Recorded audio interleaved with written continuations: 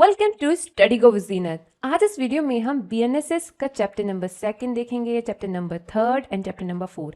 ये तीनों चैप्टर हम देखेंगे, इनमें दिए गए सारे प्रोविजन अच्छे से डिस्कस करेंगे। सबसे पहले चैप्टर नंबर 2 में सेक्शन 6 से लेकर 20 तक के जो प्रोविजन दे रखे हैं वो क्रिमिनल कोड एंड कुछ ऑफिसर्स के कॉन्स्टिट्यूशन की बात करते हैं। कौन कौन से क्रिमिनल कोड के बारे में बात करते हैं ये पता चलेगा आपको सेक्शन नंबर 6 से। सेक्शन नंबर 6 बताता है कि हर एक स्टेट में क्रिमिनल कोड की क्या क्या क्लासेस है, मतलब कौन कौन से क्रिमिनल कोड होंगे हर एक स्टेट में।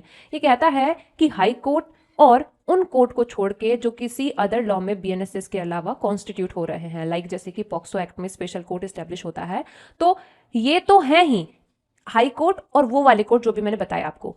इनको छोड़ के हर एक स्टेट में ये 4 क्लासेस और होंगी क्रिमिनल कोर्ट की। कौन कौन सी? कोर्ट ऑफ सेशन, जिसके लिए बीएनएसएस में दे रखा है section 8, judicial magistrate of first class and judicial magistrate of second class, जिसके लिए दे रखे हैं बीएनएसएस में सेक्शन 9 से 13 तक के प्रोविजन। देन एग्जीक्यूटिव मजिस्ट्रेट, जिसके लिए सेक्शन 14 से लेकर 17 तक के प्रोविजन दे रखे हैं। अब क्वेश्चन ये आता है कि चैप्टर नंबर 2 में कुछ ऑफिस के कॉन्स्टिट्यूशन की भी तो बात करी गई है, तो वो ऑफिस कौन कौन से हैं? तो सबसे पहले सेक्शन 18 में देखो पब्लिक प्रोसिक्यूटर, सेक्शन 19 में assistant public prosecutor and section 20 में डायरेक्टरेट ऑफ प्रोसिक्यूशन। तो ये जितने भी क्रिमिनल कोर्ट मैंने बताए और ऑफिस बताए, इन्हीं के बारे में चैप्टर नंबर 2 में अपन लोग बात करेंगे। अब क्वेश्चन ये आता है कि क्रिमिनल कोर्ट के बारे में तो हम यहाँ पर पढ़ ले रहे हैं, वही जो सिविल कोर्ट होती हैं उसके बारे में सिविल प्रोसीजर कोड यानी कि सीपीसी कुछ बताता ही नहीं है। सिर्फ सेक्शन नंबर 3 में सिविल कोर्ट की हायरार्की दे रखी है सीपीसी में, लेकिन ये नहीं बताया गया है कि कौन कौन से सिविल कोर्ट होंगे, कैसे कैसे कॉन्स्टिट्यूट होंगे, ये सब चीजें।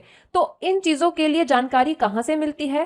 तो सिविल कोर्ट के बारे में इन चीजों की जानकारी हर एक स्टेट के सिविल कोर्ट एक्ट से पता चलती है। जैसे कि अगर आप चले जाओ छत्तीसगढ़ में तो वहां पे चलता है छत्तीसगढ़ सिविल कोर्ट एक्ट 1958। अगर आप चले जाओ हिमाचल प्रदेश में तो वहां पर चलता है हिमाचल प्रदेश कोर्ट एक्ट 1976। अगर आप चले जाओ पंजाब एंड हरियाणा में तो वहां पे चलता है पंजाब कोर्ट एक्ट 1918। वहीं अगर हम बात करें अपने उत्तराखंड की एंड उत्तर प्रदेश की, तो यहाँ पे सिविल कोर्ट के लिए अपन लोग देखते हैं Bengal, Agra and Assam civil court act 1976। तो जब भी मन करे ना ये जानने का कि कौन कौन से सिविल कोर्ट आपके स्टेट में एग्जिस्ट करते हैं, उनका कॉन्स्टिट्यूशन कैसे होता है, ये सब आप अपने स्टेट में चल रहे स्पेसिफिक सिविल कोर्ट एक्ट से पता कर सकते हो। चैप्टर नंबर 3 में सेक्शन 21 से लेकर 29 तक के प्रोविजन दे रखे हैं बीएनएसएस में, जो कि अभी हमने जो क्रिमिनल कोर्ट के बारे में आपको बताया उनकी पावर्स बताते हैं। वही चैप्टर नंबर 4 सेक्शन 30 से लेकर 34 तक के प्रोविजन देता है और बताता है सुपीरियर ऑफिसर जो होते हैं पुलिस के, उनकी क्या पावर है और कब कब मजिस्ट्रेट एंड पुलिस को एड करना पड़ेगा। तो ये तीनों चैप्टर आज के वीडियो में हम अच्छे से निपटाएंगे।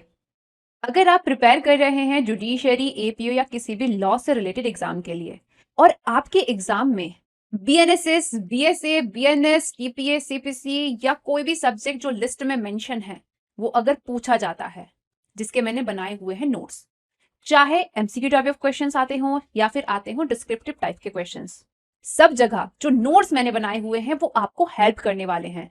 अपने नोट्स में मैंने सेक्शंस को फ्लो चार्ट्स में ब्रेक डाउन करके लिखा हुआ है ताकि आपको वो इजीली समझ में आ जाए। साथ ही आपको हर एक सेक्शन से रिलेटेड जो भी रिसेंट के केसेस होते हैं एंड लैंडमार्क केसेस होते हैं वो सब आपको नोट्स में मिल जाएंगे। मतलब ऐसा कंटेंट जिसको पढ़ने के बाद ना आपको कहीं और जाने की जरूरत नहीं है, बस क्या करना है, पीवाईक्यू सॉल्व करने हैं, फिर देखना आपकी तैयारी कितनी आसान हो जाती है। ये सिर्फ नोट्स नहीं है, ये मेरे रात दिन की मेहनत है जो कि इनको प्रिपेयर करने में मैंने लगाई है ताकि मैं आप लोगों को अच्छा कंटेंट प्रोवाइड कर सकूं। That's why these are to the point notes, और इनको मैंने बनाया ही इस तरीके से है ताकि आपका टाइम फालतू चीजों पे जाया होने से बच जाए और आप सिर्फ उतना पढ़ो जितना आपके एग्जाम के लिए जरूरी है। तो अपनी तैयारी को स्मार्टली बूस्ट करने के लिए आप भी परचेस कर सकते हैं मेरे नोट्स। कैसे परचेस करना है? मेरा व्हाट्सएप नंबर आपको जो स्क्रीन पर दिख रहा है उसको स्टडी गो विद जीनत के नाम से सेव कर लो। उसके बाद मेरी व्हाट्सएप प्रोफाइल पे जाओ और जो भी नोट्स आपको परचेस करना है वहां से उसको सिलेक्ट करो और उसके बाद मुझे व्हाट्सएप करो। तो सबसे पहले शुरू करते हैं चैप्टर नंबर 2 से। चैप्टर नंबर 2 में सबसे पहले मैंने आपको बताया सेक्शन 6 में कि क्रिमिनल कोर्ट की 4 क्लासेस हैं, court of session, judicial magistrate of first class, judicial magistrate of second class and executive magistrate. इनसे रिलेटेड प्रोविजन हम बाद में देखेंगे। पहले ये जान लो कि सेक्शन नंबर 7 क्या कह रहा है। सेक्शन नंबर 7 में जो भी बातें मेंशन है वो एज सच इंपॉर्टेंट नहीं है, फिर भी एक बार आप पढ़ लेना।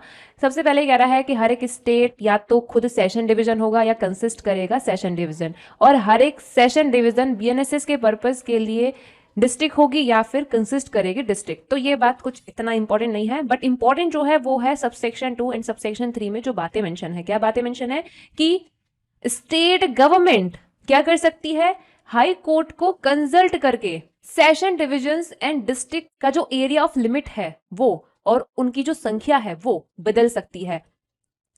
और क्या कर सकती है, किसी डिस्ट्रिक्ट को सब डिवीजन में डिवाइड कर सकती है एंड उन सब डिवीजन का जो लिमिट है और नंबर वगैरह है वो बदल सकती है। तो ध्यान रखना ये चीज कर सकती है स्टेट गवर्नमेंट हाई कोर्ट को कंसल्ट करके।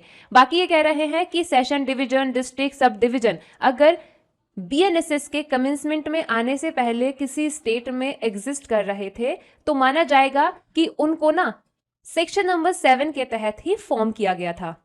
अब हम एक एक करके सारे क्रिमिनल कोड के बारे में अच्छे से दिए गए प्रोविजन डिस्कस करेंगे। तो सबसे पहले बारी आती है कोर्ट ऑफ सेशन की, जिसके लिए सेक्शन नंबर 8 बीएनएसएस में दिया गया है। सेक्शन नंबर 8 जो बीएनएसएस में दिया गया है ये लाया गया है सीआरपीसी के सेक्शन 9 एंड 10, इन दोनों को मर्ज करके। कैसे मर्ज करके, असिस्टेंट सेशन जज से रिलेटेड जो प्रोविजन थे वो डिलीट कर दिए हैं, और पूरे सीआरपीसी में जहां जहां पर असिस्टेंट सेशन जज हुआ करता था उससे रिलेटेड बातें अब बीएनएसएस में आपको देखने को नहीं मिलेंगी, क्योंकि अब असिस्टेंट सेशन जज वाली पोस्ट रही ही नहीं है। सिमिलरली सेक्शन नंबर 6 में जैसे हमने 4 क्लासेस देखी क्रिमिनल कोड की, उनमें से हमें सीआरपीसी में एक और चीज देखने को मिलती थी, मेट्रोपॉलिटन मजिस्ट्रेट, जो कि अब कहीं पर भी बीएनएसएस में आपको देखने को नहीं मिलेगा। सीआरपीसी में मेट्रोपॉलिटन मजिस्ट्रेट से रिलेटेड जो भी बातें थी वो सारी बातें हटाकर बीएनएसएस आपके सामने लाया गया है। ये चीज आपने ध्यान रखनी है। अब जब हम आगे प्रोविजन डिस्कस करेंगे हम आपको सिर्फ इतना बताते चलेंगे कि कौन सा सेक्शन सीआरपीसी का रिप्लेस करके बीएनएसएस का जो सेक्शन हम पढ़ रहे हैं वो लाया गया है। अंदर क्या चेंजेस हुए हैं क्या नहीं, उसके लिए आप कंपैरिजन वाला चार्ट जो है उसको रेफर कर सकते हैं। अब यहां पर सेक्शन नंबर 8 की अगर हम बात करें तो बीएनएसएस के सेक्शन 8 में सबसे पहली बात ये कह रहे हैं कि सेशन डिवीजन जो सेक्शन 7 में डिफाइन है उन हर एक सेशन डिवीजन के लिए एक कोर्ट ऑफ सेशन स्टैब्लिश किया जाएगा। और कोर्ट ऑफ सेशन को स्टैब्लिश करने का नेक काम कौन कर रही है, स्टेट गवर्नमेंट। खाली यहां पर स्टेट गवर्नमेंट लिखा है, ये ध्यान रखना है, ये चीज पूछी जाती है प्रीलिम्स में। दूसरी चीज यहां पर ये कह रहे हैं कि हर एक कोर्ट ऑफ सेशन में जो प्रिसाइडिंग ऑफिसर होगा वो होगा सेशन जज, और सेशन जज को अपॉइंट कौन करेगा, हाई कोर्ट। और हाई कोर्ट चाहे तो क्या कर सकती है, कोर्ट ऑफ सेशन में जुरिसडिक्शन एक्सरसाइज करने के लिए एडिशनल सेशन जजेस भी अपॉइंट कर सकती है। इसके अलावा सबसेक्शन 4 ये कह रहा है कि हाई कोर्ट ये भी कर सकती है, क्या कर सकती है, किसी एक सेशन डिवीजन के सेशन जज को किसी अनदर सेशन डिवीजन का एडिशनल सेशन जज बना सकती है, और फिर वो एज सच एडिशनल सेशन जज वहां पर बैठेगा जैसा कि केस के डिस्पोजल के लिए हाई कोर्ट ने डायरेक्ट किया हुआ है। इसके अलावा हाई कोर्ट और क्या कर सकती है, सबसेक्शन 5 ये कहता है कि हाई कोर्ट अरेंजमेंट कर सकती है। किस चीज के अरेंजमेंट, कि जब सेशन जज का जो पद है वो खाली होगा उस दौरान अर्जेंट एप्लीकेशन से कौन डील करेगा, अर्जेंट एप्लीकेशन को डिस्पोज ऑफ कौन करेगा। तो इसका ना इस तरीके से ये अरेंजमेंट बना सकती है कि उस दौरान जो भी मौजूद एडिशनल सेशन जज है वो डील कर लेगा, और अगर वो नहीं है तो तब चीफ जुडिशियल मजिस्ट्रेट उन अर्जेंट एप्लीकेशन से डील कर लेगा, और इन दोनों में से जो भी डील करेगा माना जाएगा कि उनको उन एप्लीकेशन से डील करने का जुरिसडिक्शन है। तो ये अरेंजमेंट यहां पर सबसेक्शन 5 में कौन कर रही है, हाई कोर्ट कर रही है। वहीं इसी तरह की पावर हमें देखने को मिलती है सेशन जज के पास सबसेक्शन 8 में। सबसेक्शन 8 ये कहता है कि सेशन जज प्रोविजन बना सकता है किस चीज के, कि जब मैं नहीं होऊंगा मौजूद या मैं काम नहीं कर सकूंगा उस दौरान आई हुई अर्जेंट एप्लीकेशन से कौन डील करेगा, उनको कौन डिस्पोज ऑफ करेगा। तो वो ये प्रोविजन बना सकता है कि उस दौरान कोई एडिशनल सेशन जज जो मौजूद है वो डील कर लेगा, अगर वो नहीं है तो तब सीजीएम डील कर लेगा, और जो भी डील करेगा माना जाएगा कि उन एप्लीकेशन से डील करने का उसको जुरिसडिक्शन था। सबसेक्शन 6 क्या कह रहा है? सबसेक्शन 6 प्लेस ऑफ सिटिंग बता रहा है। ये अलग से भी पूछ लिया जाता है कि कौन सा सबसेक्शन प्लेस ऑफ सिटिंग की बात करता है। तो कोर्ट ऑफ सेशन की प्लेस ऑफ सिटिंग क्या होगी? ऑर्डिनरली वही होगी जैसा कि हाई कोर्ट ने नोटिफिकेशन पास करके बताया हुआ है कि ये पर्टिकुलर जगह है, यहां पर कोर्ट ऑफ सेशन की बैठक होगी। लेकिन वहीं किसी पर्टिकुलर केस के लिए ये चेंज भी हो सकती है, किसी और जगह भी हो सकती है। मतलब अगर किसी पर्टिकुलर केस के लिए कोर्ट का ये मानना है कि पार्टीज एंड विटनेसेस के लिए कन्वीनियंट है और कोर्ट ने प्रोसिक्यूशन एंड एक्यूज की कंसेंट ले ली है, तो तब court of session session division में केस के डिस्पोजल के लिए या फिर विटनेसेस के एग्जामिनेशन के लिए किसी अदर जगह पर भी ऑर्गेनाइज करी जा सकती है। और इसी पावर का इस्तेमाल करते हुए कोर्ट ऑफ सेशन ऑर्गेनाइज की गई थी तिहाड़ जेल में और उसकी लीगैलिटी को लेकर सवाल खड़ा हुआ था Kehar Singh versus state Delhi administration 1989 के केस में। तो इस केस में कहा गया कि तिहाड़ जेल में जो कोर्ट ऑफ सेशन की सिटिंग हुई थी वो इलीगल नहीं थी। बाकी आपने ध्यान ये रखना है कि केहर सिंह वर्सेस दिल्ली एडमिनिस्ट्रेशन का जो केस है इसको श्रीमती इंदिरा गांधी असैसिनेशन केस के नाम से भी जाना जाता है। और आप मुझे बताइएगा राजीव गांधी असैसिनेशन के नाम से कौन सा केस जाना जाता है। अब अगर हम बात करें सबसेक्शन 7 की, तो यहां पर ये कह रहे हैं एडिशनल सेशन जजेस के बीच में काम का जो बंटवारा है, बिजनेस का जो बंटवारा है, वो कौन कर सकता है? तो ये चीज सेशन जज कर सकता है, ऑर्डर ऐसा इशू करके जो कि बीएनएसएस में दिए गए प्रोविजन के कंसिस्टेंट हो। तो ये तो हो गया आपका सेक्शन नंबर 8 बीएनएसएस का कोर्ट ऑफ सेशन के बारे में। अब हम कुछ एक्स्ट्रा बातें डिस्कस करेंगे कोर्ट ऑफ सेशन के बारे में जो आपके एग्जाम के लिए जरूरी हैं। तो जैसे कि अगर आपको जानना हो कि कोई ऑफेंस कौन सी कोर्ट के समक्ष ट्राई किया जाएगा, तो इसके लिए आप क्या देखोगे? बीएनएसएस में जो दे रखा है फर्स्ट शेड्यूल, और वहीं से आपको पता चलता है कि कौन कौन से ऑफेंसेस हैं जिनका ट्रायल चलेगा कोर्ट ऑफ सेशन की अदालत में। एग्जाम्पल के लिए आप देख सकते हो बीएनएस का चैप्टर 7, जिसमें सेक्शन 147 से लेकर 158 तक जो ऑफेंसेस बता रखे हैं उनमें से बाहर निकाल दो सेक्शन 157 को।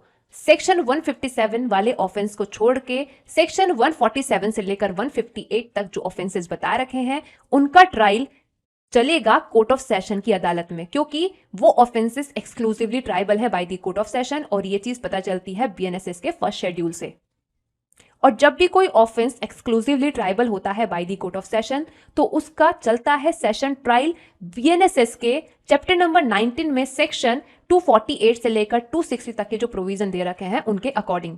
लेकिन चाहे कितना भी लिख दिया हो बीएनएसएस के फर्स्ट शेड्यूल में कि कोई particular offence exclusively triable by the court of session है, इट डजंट मीन कि डायरेक्टली उस ऑफेंस का जो केस है वो लेकर पहुंच गए हैं कोर्ट ऑफ सेशन में, क्योंकि जनरल रूल सेक्शन 213 बीएनएसएस का ये देता है कि कोर्ट ऑफ सेशन किसी भी ऑफेंस का डायरेक्ट कॉग्निजेंस नहीं लेती है, चाहे वो offence exclusively triable by court of session ही क्यों ना हो।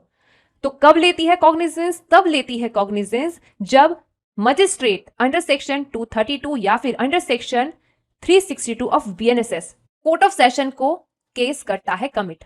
तो ये तो हो गया सेक्शन 213 में दिया गया जनरल रूल। बट इस जनरल रूल का एक्सेप्शन आपको देखने को मिलेगा एक तो कहां पर? बीएनएसएस के सेक्शन 222 सबसेक्शन 2 में, जहां पर हाई डिग्नेटरीज के डिफेमेशन वाले जो केसेस हैं उनका पब्लिक प्रोसिक्यूटर की रिटन कंप्लेंट पर डायरेक्ट कॉग्निजेंस ले सकती है कोर्ट ऑफ सेशन। बाकी उसको हम डिटेल में सेक्शन 222 जब हम पढ़ेंगे ना तभी अच्छे से जानेंगे कि वो है क्या चीज। और जब सेक्शन 222 सबसेक्शन 2 के तहत डायरेक्ट कॉग्निजेंस लिया जाता है ना बाय कोर्ट ऑफ सेशन, तो तब सेक्शन 260 ऑफ बीएनएस में जो दे रखा है ना प्रोसीजर, वो फॉलो होता है आगे। ये भी आपने ध्यान रखना है। इसके अलावा एक एक्सेप्शन और आपको देखने को मिलेगा कहां पर? पॉक्सो एक्ट के सेक्शन नंबर 28 में जब कोर्ट ऑफ सेशन को बनाया जा रहा है स्पेशल कोर्ट, एंड देन वो सेक्शन 33 में क्या ले रही है? पॉक्सो ऑफेंसेस का डायरेक्ट कॉग्निजेंस ले रही है। अब अगला सवाल ये आता है कि कोर्ट ऑफ सेशन में जो सेशन जज हैं एंड एडिशनल सेशन जज हैं वो कौन सी सेंटेंस पास कर सकते हैं? तो वो कोई भी सेंटेंस जो कि लॉ के तहत ऑथोराइज है, किसी भी ऑफेंस के लिए अगर लॉ ने बताया है कि कौन कौन सी सेंटेंसेस पास करी जा सकती हैं, तो वो सेंटेंस सेशन जज एंड एडिशनल सेशन जज जो भी हैं वो पास कर सकते हैं। बट अगर वो पास कर रहे हैं डेथ सेंटेंस, तो उसके लिए ये चीज है कि वो तभी एग्जीक्यूट की जा सकेगी जब उसको आगे कंफर्म कर दिया हो हाई कोर्ट ने, और हाई कोर्ट से उसको कंफर्म कराने के लिए कोर्ट ऑफ सेशन भेजते हैं हाई कोर्ट के पास और रोल आता है बीएनएसएस के चैप्टर नंबर 30 में दिए गए सेक्शन 407 से लेकर 412 तक के प्रोविजंस का। फिर हाई कोर्ट जो भी ऑर्डर देती है उसको under section 453 court of session execute करती है, या तो वारंट इशू करके या फिर जो भी नेसेसरी स्टेप रिक्वायर हैं उन स्टेप्स को लेकर। इसके अलावा आपको देखने को मिलेगा कि court of session, court of appeal and court of revision की तरह भी एक्ट करती है। लीगल एड के लिए कोर्ट ऑफ सेशन के पास पावर होती है कि वो at the expense of state indigent accused को, जो कि अपना एडवोकेट नहीं कर सकता है हायर, क्या करती है court of session, legal aid दिलाती है। लास्टली ये चीज आपने ध्यान रखनी है कि as per section 359 subsection 6 of BNSS court of session को अपने रिविजनल जुरिसडिक्शन में पावर होती है कंपाउंडेबल ऑफेंसेस को कंपाउंड करने की, बिल्कुल उसी तरीके से जैसे कि हाई कोर्ट को होती है रिविजनल जुरिसडिक्शन में। तो ये कुछ एक्स्ट्रा बातें थी कोर्ट ऑफ सेशन के बारे में। अब अगली जो क्रिमिनल कोर्ट है हमारे पास वो है judicial magistrate of first class and second class, और इन दोनों से रिलेटेड दे रखे हैं प्रोविजन सेक्शन 9 से लेकर 13 तक। अब हम इनको डिस्कस करेंगे। सेक्शन नंबर 9 जो कि कोर्ट ऑफ जुडिशियल मजिस्ट्रेट के बारे में बात करता है, ये सीआरपीसी में मौजूद सेक्शन 11 को रिप्लेस किया है। तो ये सबसे पहले कहता है ये कि स्टेट गवर्नमेंट हाई कोर्ट को कंसल्ट करके, ध्यान रखना ये पॉइंट, क्या करेगी, हर एक डिस्ट्रिक्ट में जितने चाहे उतने judicial magistrate of first class and second class के कोर्ट स्टैब्लिश करेगी, और उन जगहों पर स्टैब्लिश करेगी जैसा कि उसने नोटिफिकेशन पास करके स्पेसिफाई किया है। इसके अलावा स्टेट गवर्नमेंट हाई कोर्ट को कंसल्ट करके क्या कर सकती है, स्टेट गवर्नमेंट हाई कोर्ट को कंसल्ट करके किसी लोकल एरिया में किसी पर्टिकुलर केस या फिर किन्हीं पर्टिकुलर क्लास ऑफ केसेस को ट्राई करने के लिए judicial magistrate of first class या सेकंड क्लास की एक या एक से ज्यादा स्पेशल कोर्ट भी स्टैब्लिश कर सकती है। और जब कोई स्पेशल कोर्ट स्टैब्लिश कर दी गई है तो वो जिस केस या क्लास ऑफ केसेस को डील करने के लिए स्टैब्लिश करी गई है उस सेम केस या क्लास ऑफ केसेस को उस लोकल एरिया में डील करने का जुरिसडिक्शन कोई अदर मजिस्ट्रेट या फिर कोर्ट नहीं रखेंगी। सबसेक्शन 2 ये कहता है कि जुडिशियल मजिस्ट्रेट की जो कोर्ट है उनके प्रिसाइडिंग ऑफिसर आखिर अपॉइंट कौन करेगी, तो इसका आंसर है हाई कोर्ट। और इसके अलावा हाई कोर्ट क्या कर सकती है, अगर हाई कोर्ट को एक्सपीडिएंट या फिर नेसेसरी लग रहा है तो तब judicial magistrate of first class या सेकंड क्लास को जो पावर होती हैं उनकी वो पावर हाई कोर्ट कन्फर कर सकती है किसके ऊपर, स्टेट जुडिशियल सर्विस में जो सिविल कोर्ट के जज के रूप में फंक्शन कर रहा है किसी ऐसे पर्सन के ऊपर। मतलब सिविल कोर्ट के जज को क्रिमिनल कोर्ट की यहां पर पावर कन्फर करने की अथॉरिटी दे रखी है हाई कोर्ट को। सेक्शन 10 बीएनएसएस का ये कहता है कि हाई कोर्ट यहां पर 3 को अपॉइंट करेगी, किन तीनों को, सीजीएम को, एडिशनल सीजीएम को and sub divisional judicial magistrate को। सबसे पहले चीज ये है कि किसी judicial magistrate of first class को उठा के चीफ जुडिशियल मजिस्ट्रेट बनाना ही बनाना है, क्योंकि पहला अपॉइंटमेंट मैंडेटरी है। दूसरा जो अपॉइंटमेंट कर रही है हाई कोर्ट वो मैंडेटरी नहीं है, तो दूसरा अपॉइंटमेंट है एडिशनल चीफ जुडिशियल मजिस्ट्रेट का, और इसके लिए भी सेम ही चीज कर रही है, किसी judicial magistrate of first class को उठाकर बना दे रही है एडिशनल चीफ जुडिशियल मजिस्ट्रेट। और जैसा कि हाई कोर्ट ने डायरेक्ट किया हुआ है उसी अकॉर्डिंग बीएनएसएस में या किसी अदर एग्जिस्टिंग लॉ में जो सीजीएम की पावर होती है वही पावर होंगी एडिशनल सीजीएम की, जो कि हाई कोर्ट ने यहां पर किया है अपॉइंट। इसके अलावा हाई कोर्ट क्या कर सकती है, किसी judicial magistrate of first class को डेजिग्नेट कर सकती है सब डिविजनल जुडिशियल मजिस्ट्रेट के रूप में किसी सब डिवीजन में, और उसको इस सेक्शन में जो स्पेसिफाई है रिस्पॉन्सिबिलिटी जैसे कि ओकेशन रिक्वायर करता है, उन रिस्पॉन्सिबिलिटीज से high court sub divisional judicial magistrate को मुक्त भी कर सकता है। और इसी कॉन्टेक्स्ट में सबसेक्शन 4 ये कहता है कि सीजीएम के जनरल कंट्रोल के अधीन रहते हुए हर एक सब डिविजनल जुडिशियल मजिस्ट्रेट जो है वो एडिशनल चीफ जुडिशियल मजिस्ट्रेट को छोड़कर बाकी उसकी सब डिवीजन में जो भी अदर जुडिशियल मजिस्ट्रेट है उनके काम पर sub divisional judicial magistrate supervision and control रखेगा, उस दायरे में रहते हुए जैसा कि हाई कोर्ट ने जनरल या स्पेशल ऑर्डर देकर स्पेसिफाई किया हुआ है। तो ये हो गया आपका सेक्शन नंबर 10 बीएनएसएस का। ध्यान रखना है कि ये सेक्शन सीआरपीसी के सेक्शन 12 को रिप्लेस किया है।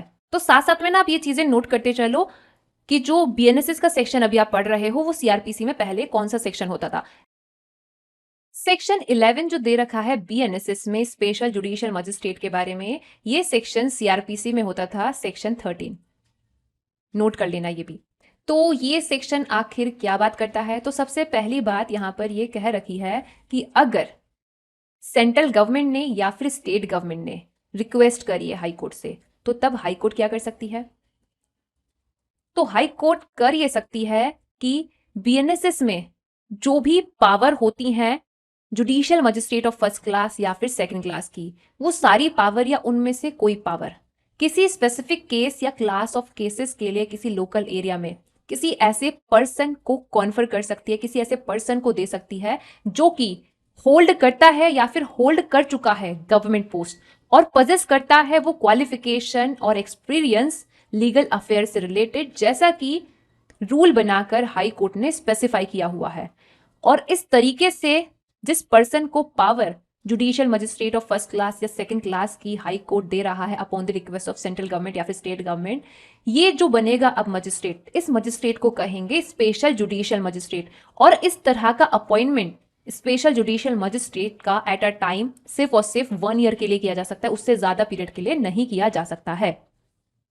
तो एट अ टाइम जैसे कि 1 ईयर तक के लिए ही अपॉइंट कर सकते हैं। तो कितने टाइम पीरियड के लिए अपॉइंट किया है, मैक्सिमम लिमिट 1 ईयर है ना, तो ऐसा भी हो सकता है 6 महीने के लिए अपॉइंट किया, ऐसा हो सकता है 7 महीने के लिए किया, या फिर ऐसा हो सकता है कि पूरे 1 साल के लिए अपॉइंट किया।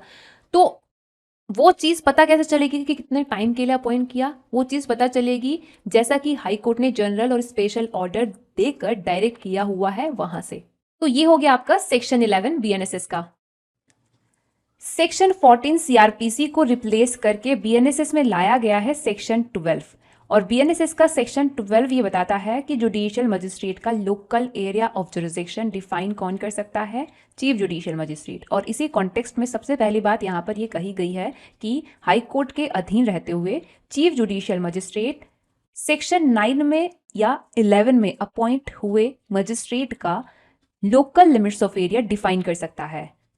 और उस लोकल लिमिट ऑफ एरिया में ही फिर वो जो मजिस्ट्रेट हैं क्या कर सकते हैं, बीएनएसएस में जो उनको मिली हुई है पावर वो सारी की सारी या फिर उनमें से कोई एक्सरसाइज कर सकते हैं। वही जो स्पेशल जुडिशियल मजिस्ट्रेट की कोर्ट है वो जिस लोकल एरिया में स्टैब्लिश करी गई है उस लोकल एरिया में कहीं पर भी बैठ सकती है, अपनी कोर्ट को ऑर्गेनाइज कर सकती है। बट जनरली होता यह है कि जब तक सीजीएम ने कुछ और local limits of area define करके ना दिया हुआ हो तब तक सेक्शन 9 या फिर 11 में जो अपॉइंट किए गए हैं मजिस्ट्रेट, जिस डिस्ट्रिक्ट में उनको अपॉइंट किया गया है, उनकी कोर्ट को स्टैब्लिश किया गया है, उस पूरे डिस्ट्रिक्ट में इनका जुरिसडिक्शन एंड पावर एक्सटेंड होता है। फॉर एग्जाम्पल किसी मजिस्ट्रेट की कोर्ट को अगर स्टैब्लिश किया गया है देहरादून में, तो तब पूरे देहरादून डिस्ट्रिक्ट में उसका जुरिसडिक्शन एंड पावर एक्सटेंड करेगी जब तक कि सीजीएम ने कुछ और local limits of area define करके ना दिया हुआ हो।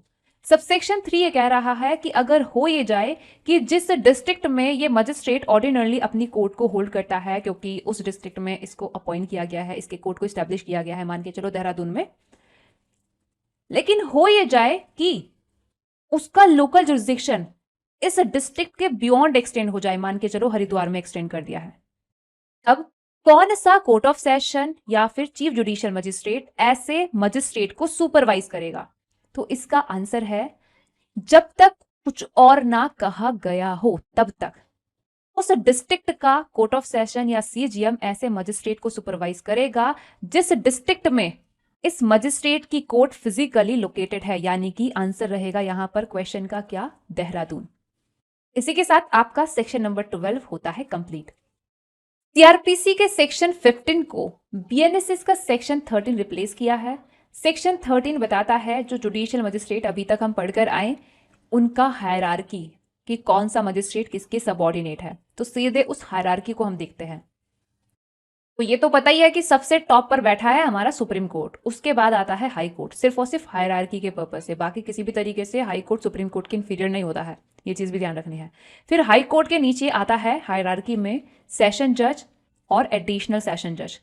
इनके नीचे आते हैं chief judicial magistrate and additional chief judicial magistrate. और अगर आप reference low section 10 subsection 4 of BNSS का, तो तब CGM एंड एडिशनल CGM के नीचे आपको दिखेगा कौन आ रहा है, सब डिविजनल जुडिशियल मजिस्ट्रेट। और फिर सब डिविजनल जुडिशियल मजिस्ट्रेट के नीचे आते हैं JM first class, JM second class and special judicial magistrates. Subsection 2 section number 13 of BNSS का ये कह रहा है कि जुडिशियल मजिस्ट्रेट के बीच बिजनेस को डिस्ट्रीब्यूट करने की जो पावर है वो किसके पास है, चीफ जुडिशियल मजिस्ट्रेट के पास। और कह ये रहा है सबसेक्शन 2 की चीफ जुडिशियल मजिस्ट्रेट क्या कर सकता है, रूल बनाकर या फिर स्पेशल ऑर्डर इशू करके उसके सबऑर्डिनेट जो भी जुडिशियल मजिस्ट्रेट हैं उनके बीच बिजनेस का डिस्ट्रीब्यूशन कर सकता है कि ये काम जो है वो ये मजिस्ट्रेट करेंगे। और जो भी वो रूल बनाकर या ऑर्डर इशू कर कर ऐसा कर रहा है वो होने चाहिए ऐसे जो कि BNSS में दिए गए प्रोविजन के कंसिस्टेंट हो। अब बीच में जो प्रोविजंस थे CRPC में सेक्शन 16 से लेकर 19 तक, ये थे मेट्रोपॉलिटन मजिस्ट्रेट की कोर्ट से रिलेटेड प्रोविजन। जैसा कि BNSS में मेट्रोपॉलिटन मजिस्ट्रेट कहीं पर भी आपको देखने को नहीं मिलेगा, इसीलिए CRPC के इन प्रोविजन का कोई भी रिप्लेसमेंट आपको BNSS में नहीं दिया गया है, यानी कि ये वाले प्रोविजन हो चुके हैं डिलीट। नेक्स्ट सेक्शन जो है CRPC का सेक्शन 20, इसके बजाय BNSS में डाला गया है सेक्शन 14। तो सेक्शन 14 BNSS का जो दे रखा है, यहां से स्टार्ट होते हैं एग्जीक्यूटिव मजिस्ट्रेट के प्रोविजन और जाते हैं सेक्शन 17 ऑफ BNSS तक। सबसे पहले सेक्शन 14 में कह ये रहे हैं कि स्टेट गवर्नमेंट हर एक डिस्ट्रिक्ट में क्या कर सकती है, जितने चाहे उतने पर्सन को बना सकती है एग्जीक्यूटिव मजिस्ट्रेट, और उनमें से किसी एक को बनाना ही पड़ेगा डिस्ट्रिक्ट मजिस्ट्रेट, और उनमें से किसी भी एग्जीक्यूटिव मजिस्ट्रेट को बना सकती है एडिशनल डिस्ट्रिक्ट मजिस्ट्रेट। और BNSS में या किसी अदर लॉ में DM की जो पावर्स होती हैं, स्टेट गवर्नमेंट जो भी अपने हिसाब से डायरेक्ट करेगा वो same power additional district magistrate को होंगी।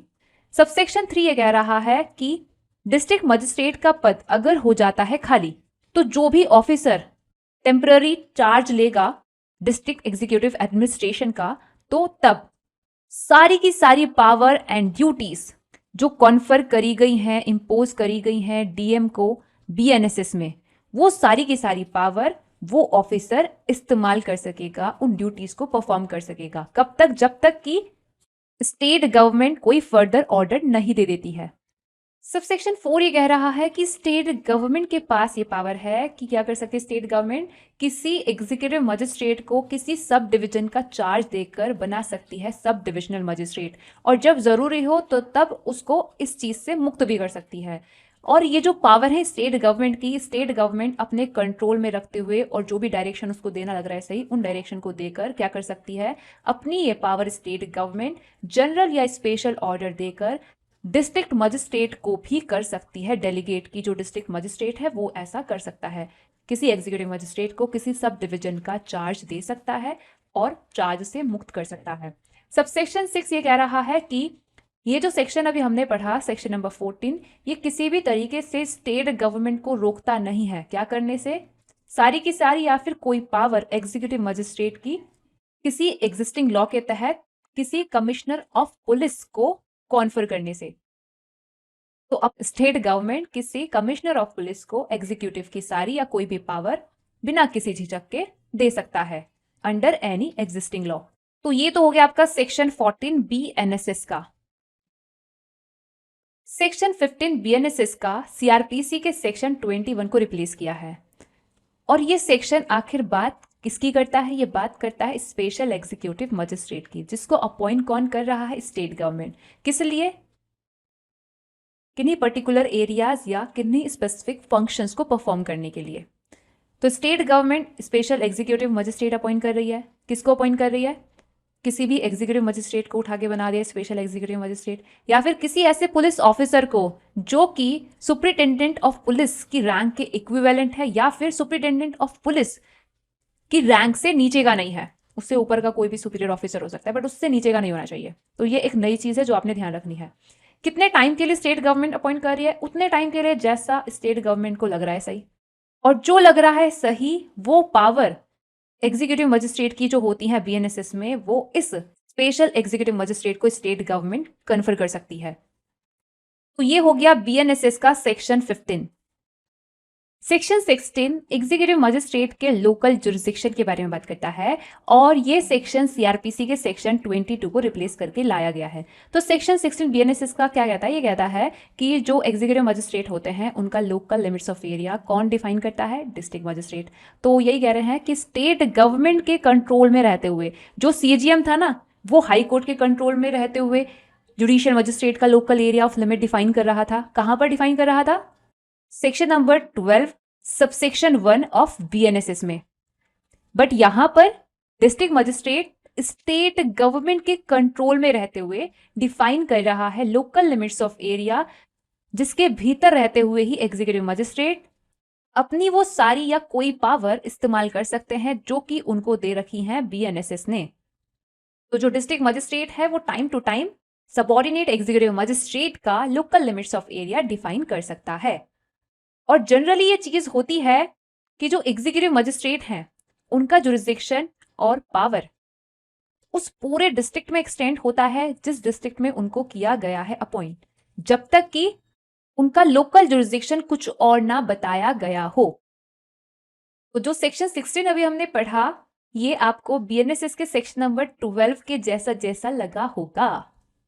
और सेक्शन 17 बीएनएसएस का जो हम पढ़ेंगे ये आपको लगेगा बीएनएसएस के सेक्शन 13 के जैसा, लगभग।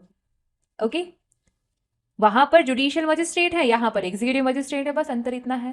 बाकी जो सेक्शन 17 है बीएनएसएस का ये रिप्लेस किया है सीआरपीसी के सेक्शन 23 को। और यहां पर सबसे पहले आपको सबसेक्शन 1 में एग्जीक्यूटिव मजिस्ट्रेट की हायरार्की पता चलेगी। तो सबसे ऊपर आपका आता है district magistrate and additional district magistrate, उसके नीचे सब डिविजनल मजिस्ट्रेट, फिर इसके नीचे आता है executive magistrate and special executive magistrate. फिर यहां पर जो डिस्ट्रिक्ट मजिस्ट्रेट है टाइम टू टाइम क्या कर सकता है? रूल बनाकर या फिर स्पेशल ऑर्डर इशू करके, ऐसे रूल बनाकर ऐसे स्पेशल ऑर्डर इशू करके जो कि बीएनएसएस के कंसिस्टेंट हैं, क्या कर सकता है? अपने सबऑर्डिनेट एग्जीक्यूटिव मजिस्ट्रेट के बीच बिजनेस का डिस्ट्रीब्यूशन एंड एलोकेशन रेगुलेट कर सकता है। जुडिशियल मजिस्ट्रेट के बीच ये चीज कौन कर रहा था? सीजीएम। कहां पर? सेक्शन 13 ऑफ बीएनएसएस के सबसेक्शन 2 में।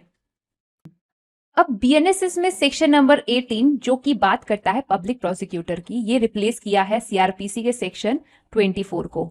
वहीं सेक्शन नंबर 19 जो कि बात करता है असिस्टेंट पब्लिक प्रोसिक्यूटर की, ये रिप्लेस किया है सीआरपीसी के सेक्शन 25 को। तो बेसिकली जो प्रोसिक्यूटर होते हैं, public prosecutor, assistant public prosecutor, आखिर ये होते कौन है? क्रिमिनल जो केसेस कोर्ट में जाते हैं उनमें स्टेट को जो रिप्रेजेंट करते हैं, ऐसा होता है ना, state of Uttarakhand versus accused का नाम लिखा होता है, तो स्टेट को रिप्रेजेंट कर रहे हैं कौन? Public prosecutor.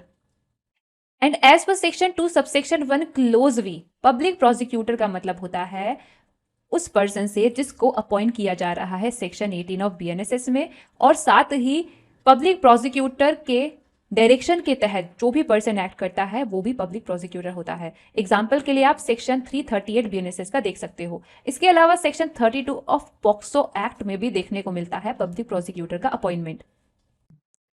सेक्शन 18 बीएनएसएस का सबसे पहले बात करता है पब्लिक प्रोसिक्यूटर और एडिशनल पब्लिक प्रोसिक्यूटर के हाई कोर्ट में अपॉइंटमेंट की। तो कह रहा है कि हमारे देश में जितने भी हाई कोर्ट है उन सभी हाई कोर्ट में सेंट्रल गवर्नमेंट या फिर स्टेट गवर्नमेंट अपने बिहाफ पर प्रोसिक्यूशन, अपील और अदर प्रोसीडिंग का कंडक्ट करवाने के लिए, की पैरवी करवाने के लिए हर हाई कोर्ट में कंसर्न हाई कोर्ट को कंसल्ट करके ये क्या करेंगी? सेंट्रल गवर्नमेंट या फिर स्टेट गवर्नमेंट ये करेंगी ही करेंगी अपॉइंटमेंट एक पब्लिक प्रोसिक्यूटर। ध्यान रखना है, एक पब्लिक प्रोसिक्यूटर अपॉइंट करना इनके लिए मैंडेटरी है। कहाँ पर? हर हाई कोर्ट में। किस पर्पस के लिए? ये जो पर्पस अभी मैंने बताया। और सेम पर्पस के लिए ये कर सकती हैं हाई कोर्ट में कंसर्न हाई कोर्ट को कंसल्ट करके एक या एक से ज्यादा एडिशनल पब्लिक प्रोसिक्यूटर अपॉइंट। ध्यान रखना है कि कहाँ पर अपॉइंट किए जा रहे हैं? हाई कोर्ट में। कौन कर रहा है अपॉइंट? सेंट्रल गवर्नमेंट या फिर स्टेट गवर्नमेंट। कैसे? कंसर्न हाई कोर्ट को कंसल्ट करके। किस पर्पस से? यहाँ पर ये जो पर्पस मेंशन है। कितने पब्लिक प्रोसिक्यूटर अपॉइंट कर रही है? एक पब्लिक प्रोसिक्यूटर। और कितने एडिशनल पब्लिक प्रोसिक्यूटर? एक या एक से ज्यादा। अब अगर हम बात करें दिल्ली हाई कोर्ट में पब्लिक प्रोसिक्यूटर या फिर एडिशनल पब्लिक प्रोसिक्यूटर के अपॉइंटमेंट की, तो ये चीज़ दिल्ली हाई कोर्ट में कौन करेगा? ये चीज़ दिल्ली हाई कोर्ट में central government Delhi high court को कंसल्ट करके करेगी। ये नई चीज़ है जो कि प्रोवाइजो बनाकर सेक्शन 18 के सबसेक्शन 1 में ऐड करी है, तो इसको भी आपने ध्यान रखना है। वहीं सबसेक्शन 2 ये चीज बता रहा है कि किसी डिस्ट्रिक्ट में या लोकल एरिया में किसी केस या क्लास ऑफ केसेस को कंडक्ट करवाने के लिए, इनकी पैरवी करवाने के लिए सेंट्रल गवर्नमेंट एक या एक से ज्यादा पब्लिक प्रोसिक्यूटर अपॉइंट कर सकती है। तो यहां पर सेंट्रल गवर्नमेंट डिस्ट्रिक्ट लेवल पर और लोकल एरिया लेवल पर क्या कर रही है? पब्लिक प्रोसिक्यूटर अपॉइंट कर रही है। कितने? एक या एक से ज्यादा। वहीं सबसेक्शन 3 में डिस्ट्रिक्ट लेवल पर स्टेट गवर्नमेंट अपॉइंट कर रही है public prosecutor and additional public prosecutor. और इस कॉन्टेक्स्ट में सबसेक्शन 3 ये कह रहा है कि हर डिस्ट्रिक्ट में स्टेट गवर्नमेंट के लिए ये चीज मैंडेटरी है कि वो एक पब्लिक प्रोसिक्यूटर अपॉइंट करेगी ही करेगी। और इसके अलावा क्या कर सकती है? एक या एक से ज्यादा एडिशनल पब्लिक प्रोसिक्यूटर्स भी हर डिस्ट्रिक्ट में स्टेट गवर्नमेंट अपॉइंट कर सकती है। प्रोवाइजो ये चीज क्लियर कर रहा है कि जो एक पब्लिक प्रोसिक्यूटर या एडिशनल पब्लिक प्रोसिक्यूटर किसी डिस्ट्रिक्ट में अपॉइंट किया गया है, उसको ही किसी अनदर डिस्ट्रिक्ट के पब्लिक प्रोसिक्यूटर या फिर एडिशनल पब्लिक प्रोसिक्यूटर के रूप में भी अपॉइंट किया जा सकता है। और जिनको भी पब्लिक प्रोसिक्यूटर या फिर एडिशनल पब्लिक प्रोसिक्यूटर डिस्ट्रिक्ट में अपॉइंट किया जा रहा है, उनको करेंगे कहां से? तो इस चीज के लिए हम देखेंगे वो panel of name of person जो कि प्रिपेयर किया है डिस्ट्रिक्ट मजिस्ट्रेट ने सेशन जज को कंसल्ट करके। उन्हीं नामों में से किसी को बनाएंगे उठा के public prosecutor and additional public prosecutor. उसके बाहर से नहीं बनाएंगे। लेकिन अगर किसी स्टेट में एग्जिस्ट करता है regular cadre of prosecuting officers, तो तब वहां से कर लेंगे अपॉइंट। लेकिन अगर उस कैडर में कोई सुटेबल पर्सन अवेलेबल नहीं है, तो तब वापस से चले जाओ डिस्ट्रिक्ट मजिस्ट्रेट ने जो panel of name of persons बनाया हुआ है वहां पर। उसी पैनल में से फिर बनाए जाएंगे डिस्ट्रिक्ट के लिए पब्लिक प्रोसिक्यूटर और एडिशनल पब्लिक प्रोसिक्यूटर। तो ध्यान रखना है कि ये जो पैनल है ये प्रिपेयर कौन कर रहा है? District magistrate. कैसे प्रिपेयर कर रहा है? सेशन जज को कंसल्ट करके। सबसेक्शन 7 ये बता रहा है कि कौन एलिजिबल होगा पब्लिक प्रोसिक्यूटर या फिर एडिशनल पब्लिक प्रोसिक्यूटर के अपॉइंटमेंट के लिए। तो जिसको भी बनाया जा रहा है पब्लिक प्रोसिक्यूटर या फिर additional public prosecutor under subsection 1, subsection 2, subsection 3 और सबसेक्शन 6, जरूरी चीज यह है कि वो एक्सपीरियंस रखता हो 7 साल तक के एडवोकेसी की प्रैक्टिस का। वहीं जो अब सबसेक्शन 8 में हम देखेंगे स्पेशल पब्लिक प्रोसिक्यूटर, उसके लिए मैंडेटरी है कि वो मिनिमम 10 इयर्स तक की एडवोकेट के रूप में प्रैक्टिस का एक्सपीरियंस रखता हो। और स्पेशल पब्लिक प्रोसिक्यूटर को एज पर सबसेक्शन 8 कौन अपॉइंट कर सकता है? सेंट्रल गवर्नमेंट अपॉइंट कर सकती है या फिर स्टेट गवर्नमेंट। क्यों? किसी केस या क्लास ऑफ केसेस के लिए। बाकी जैसे कि आपको पता ही है कि जो public prosecutor, additional public prosecutor वगैरह होते हैं, ये स्टेट को रिप्रेजेंट करते हैं क्रिमिनल केसेस में।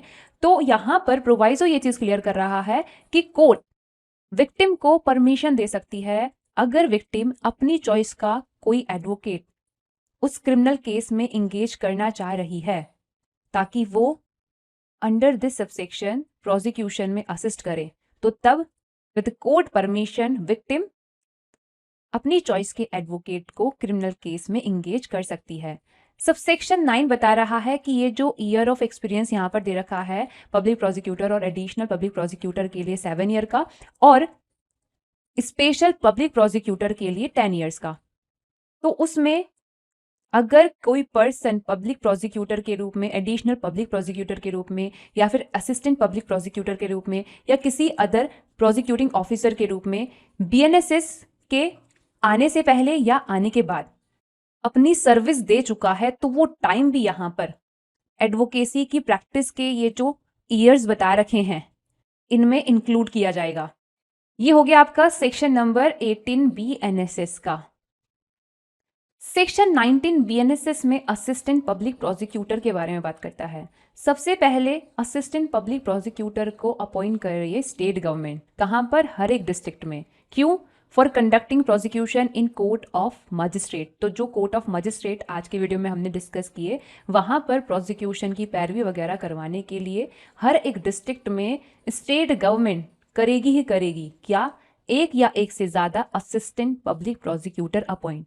वहीं सबसेक्शन 2 में सेंट्रल गवर्नमेंट भी कर सकती है असिस्टेंट पब्लिक प्रोसिक्यूटर का अपॉइंटमेंट, और इस कॉन्टेक्स्ट में कह रहे हैं कि कोर्ट ऑफ मजिस्ट्रेट में कोई केस या क्लास ऑफ केसेस का कंडक्ट करवाने के लिए, पैरवी करवाने के लिए सेंट्रल गवर्नमेंट एक या एक से ज्यादा पब्लिक प्रोसिक्यूटर अपॉइंट कर सकती है।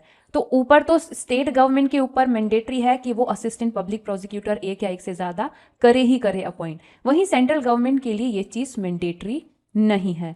सबसेक्शन 3 ये बता रहा है कि अगर कोई असिस्टेंट पब्लिक प्रोसिक्यूटर अवेलेबल नहीं है किसी पर्टिकुलर केस के लिए, तो तब डिस्ट्रिक्ट मजिस्ट्रेट भी क्या कर सकता है, किसी अदर पर्सन को असिस्टेंट पब्लिक प्रोसिक्यूटर के रूप में अपॉइंट कर सकता है, सिर्फ और सिर्फ उस केस के पर्पज से। बट ये चीज करी जा सकती है after giving 14 days notice to the state government, और ये चीज न्यूली यहाँ पर ऐड करी गई है, इसलिए आपने इसको ध्यान रखना है। और ये ध्यान रखना है कि कौन कर रहा है appointment in case of emergency, district magistrate, और जिसको अपॉइंट कर रहा है वो पर्सन कोई पुलिस ऑफिसर भी हो सकता है, बट वो ऐसा पुलिस ऑफिसर नहीं होना चाहिए जो कि क्वेश्चन में जो ऑफेंस है उसकी इन्वेस्टिगेशन में पार्ट लिया हो, या फिर जो कि इंस्पेक्टर की रैंक से नीचे का हो। तो ऐसा police officer assistant public prosecutor नहीं बनाया जा सकता है। तो जरूरी चीज ये है कि किसको बनाया जा सकता है, ऐसे पुलिस ऑफिसर को बनाया जा सकता है असिस्टेंट पब्लिक प्रोसिक्यूटर जिसने ऑफेंस की इन्वेस्टिगेशन में पार्टिसिपेट ना किया हो, और जो कि इंस्पेक्टर की रैंक से ऊपर का हो, या तो इंस्पेक्टर हो या फिर उससे ऊपर की रैंक का हो। तो ये हो गया आपका सेक्शन 19 BNSS का। सेक्शन 20 BNSS में डायरेक्टरेट ऑफ प्रोसिक्यूशन के ऑफिस के एस्टेब्लिशमेंट के बारे में बात करता है, और ये जो सेक्शन है BNSS में ये रिप्लेस किया है CRPC के सेक्शन 25A को। काफी सारी चीजें इंप्रूव करके इसको रिप्लेस करके सेक्शन 20 ऑफ BNSS लाया गया है। तो जो अब नई चीजें हैं बस उन्हीं पर फोकस करते हैं, पहले क्या था क्या नहीं उससे हमें कोई मतलब नहीं। तो सबसे पहली बात यहाँ पर ये कह रहे हैं कि स्टेट गवर्नमेंट क्या कर सकती है, स्टेट गवर्नमेंट स्टेट लेवल पर एंड डिस्ट्रिक्ट लेवल पर क्रिएट कर सकती है एक डायरेक्टरेट ऑफ प्रोसिक्यूशन का ऑफिस। स्टेट लेवल पर जो क्रिएट किया है डायरेक्टरेट ऑफ प्रोसिक्यूशन, उसमें होंगे director of prosecution and deputy director. वहीं डिस्ट्रिक्ट लेवल पर जो क्रिएट किया है डायरेक्टरेट ऑफ प्रोसिक्यूशन, उसमें होंगे deputy directors and assistant directors of prosecution. अब सवाल ये आता है कि director of prosecution and deputy director of prosecution जो हैं वो आखिर हो कौन सकते हैं। तो ऐसा पर्सन जो कि एज एन एडवोकेट 15 साल की प्रैक्टिस का एक्सपीरियंस रखता हो, वो बन सकता है डायरेक्टर ऑफ प्रोसिक्यूशन या फिर डिप्यूटी डायरेक्टर ऑफ प्रोसिक्यूशन। इसके अलावा जो सेशन जज है या फिर रहा है सेशन जज, वो भी अपॉइंट किया जा सकता है डायरेक्टर ऑफ प्रोसिक्यूशन या फिर डिप्यूटी डायरेक्टर ऑफ प्रोसिक्यूशन के रूप में। वहीं जो असिस्टेंट डायरेक्टर ऑफ प्रोसिक्यूशन है, ये कौन बन सकता है, तो ये बन सकता है कोई ऐसा पर्सन जो कि एज एन एडवोकेट 7 ईयर की प्रैक्टिस का रखता हो एक्सपीरियंस, या फिर जो कि रहा हो judicial magistrate of first class. तो ये ध्यान रखना है कि डायरेक्टर ऑफ प्रोसिक्यूशन या फिर डिप्यूटी डायरेक्शन ऑफ प्रोसिक्यूशन कौन बन सकता है, वहीं असिस्टेंट डायरेक्टर ऑफ प्रोसिक्यूशन कौन बन सकता है। अब इनकी एडमिनिस्ट्रेटिव हायरार्की अगर हम देखें तो जो डायरेक्टर ऑफ प्रोसिक्यूशन होता है वो होता है head of directorate of prosecution, और ये किसके अंडर में आता है, ये आता है under the administrative control of the home department of the state. और इसके नीचे आता है फिर deputy director of prosecution, deputy director of prosecution के नीचे आता है असिस्टेंट डायरेक्टर ऑफ प्रोसिक्यूशन। फिर यहाँ पर आगे बता रहे हैं कि हाई कोर्ट में जो prosecutor under section 18 subsection 1 and section 18 subsection 8 appoint किए जा रहे हैं वो किसके सबऑर्डिनेट होंगे, वो डायरेक्टर के सबऑर्डिनेट होंगे। वहीं डिस्ट्रिक्ट कोर्ट में जो प्रोसिक्यूटर अपॉइंट किए जा रहे हैं under section 18 subsection 3 and under section 18 subsection 8, इसके अलावा असिस्टेंट पब्लिक प्रोसिक्यूटर जो अपॉइंट किए जा रहे हैं अंडर सेक्शन 19 सबसेक्शन 1, ये जो प्रोसिक्यूटर्स हैं ये सबऑर्डिनेट होंगे किसके, डिप्यूटी डायरेक्टर ऑफ प्रोसिक्यूशन के या फिर असिस्टेंट डायरेक्टर ऑफ प्रोसिक्यूशन के। अब director of prosecution, deputy director of prosecution and assistant director of prosecution क्या क्या कर सकते हैं। तो डायरेक्टर ऑफ प्रोसिक्यूशन उन केसेस को मॉनिटर कर सकता है जो कि ऐसे ऑफेंसेस के केसेस हैं जिनकी पनिशमेंट 10 साल या 10 साल से ज्यादा होती है, या होती है लाइफ इम्प्रिजमेंट या फिर डेथ सेंटेंस। और ऐसे केसेस की प्रोसीडिंग को ये एक्सपेडाइट कर सकते हैं इनका एक्सपीडिशियस डिस्पोजल ये इंश्योर कर सकते हैं और अपील फाइलिंग के लिए ये दे सकते हैं ओपिनियन। वहीं जो डिप्यूटी डायरेक्टर ऑफ प्रोसिक्यूशन होता है ये क्या कर सकता है, ये पुलिस रिपोर्ट को एग्जामिन एंड स्क्रूटनाइज कर सकता है। 7 साल से लेकर 10 साल तक के इम्प्रिजमेंट के लिए पनिशेबल ऑफेंसेस के जो केसेस हैं उनको मॉनिटर कर सकता है और उनका एक्सपीडिशियस डिस्पोजल इंश्योर कर सकता है। वहीं जो असिस्टेंट डायरेक्टर ऑफ प्रोसिक्यूशन है ये मॉनिटर करता है उन ऑफेंसेस के केसेस को जो कि पनिशेबल होते हैं 7 साल से कम के इम्प्रिजमेंट के लिए। तो इन तीनों के ये जो फंक्शंस हैं ये आपने अच्छे से याद रखने हैं क्योंकि ये एग्जाम में आपके पूछे जा सकते हैं। और जो स्पेसिफिक फंक्शंस अभी हमने देखे, इन फंक्शंस के होने के बावजूद भी डायरेक्टर, डिप्यूटी डायरेक्टर और असिस्टेंट डायरेक्टर ऑफ प्रोसिक्यूशन इनको पावर होगी बीएनएसएस में चल रही सभी प्रोसीडिंग के साथ डील करने की और उनके लिए ये रिस्पॉन्सिबल भी होंगे। सबसेक्शन 11 ये कह रहा है कि स्टेट गवर्नमेंट नोटिफिकेशन पास करके इनको additional powers, additional functions and additional area of responsibility भी दे सकती है। सबसेक्शन 12 ये कह रहा है कि अगर कोई advocate general of the state public prosecutor की तरह एक्ट कर रहा है तो उसके ऊपर बीएनएसएस का सेक्शन 20 नहीं लगेगा। इसके साथ साथ आपका सेक्शन 20 ऑफ बीएनएसएस होता है कंप्लीट और section 20 of BNSS chapter number 2 का लास्ट सेक्शन था, जिसके साथ साथ चैप्टर नंबर 2 भी आपका बीएनएसएस का हो चुका है कंप्लीट। अब चैप्टर नंबर 3 में सेक्शन 21 से लेकर 29 तक की जो प्रोविजन दिए गए हैं वो बताते हैं कि चैप्टर नंबर 2 में जो हमने क्रिमिनल कोड देखी उन क्रिमिनल कोड की क्या पावर्स होंगी। सबसे पहले सेक्शन नंबर 21 ऑफ बीएनएसएस जो कि सीआरपीसी के सेक्शन 26 को रिप्लेस करके लाया गया है, ये बताता है कि कोर्ट कौन सी होंगी जो कि ऑफेंस का ट्रायल करेंगी। तो सबसे पहले कह रहे हैं कि बीएनएस में जो ऑफेंसेस बताए गए हैं उनका ट्रायल कर सकती है हाई कोर्ट कंडक्ट या फिर कोर्ट ऑफ सेशन कंडक्ट या कोई अदर कोर्ट कंडक्ट जो कि फर्स्ट शेड्यूल में मेंशन है। फर्स्ट शेड्यूल में आप जाकर देखो कौन सा ऑफेंस किस कोर्ट के द्वारा ट्राइबल बता रखा है, तो जिस कोर्ट के द्वारा ट्राइबल बता रखा है वो कोर्ट कर सकती है उसको ट्राई। वहीं जो सेक्शन 64 से लेकर 71 तक बीएनएस में पनिशेबल ऑफेंसेस हैं के ट्रायल के लिए उस कोर्ट को प्रेफरेंस दी जाती है जिस कोर्ट की प्रिसाइडिंग ऑफिसर एक महिला है। क्लोज भी ये कह रहा है कि किसी अदर लॉ के तहत जो पनिशेबल ऑफेंसेस बताए गए हैं उन ऑफेंसेस का ट्रायल वो कोर्ट करेगी जो कोर्ट उस लॉ में मेंशन है।